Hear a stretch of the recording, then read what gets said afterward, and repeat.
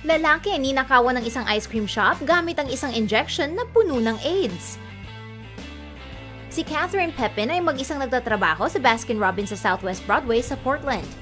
Naghahanda na siyang isarang tindahan alas 9 ng gabi noong Martes nang pumasok ang isang lalaki at sinabing ito ay isang robbery. Ang injection na ito ay puno ng AIDS.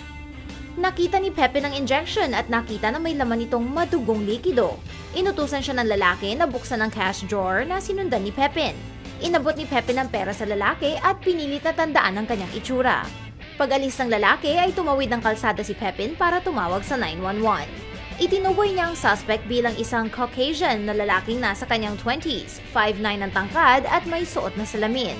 Ito ang itsura ng kalahati ng tao sa Portland. Kinabukasan ay bumalik sa trabaho si Pepin pero hindi na siya maiiwang mag-isa dahil ang insidente ay ikalawang pagnanakaw na sa location na yon sa loob ng 2 linggo.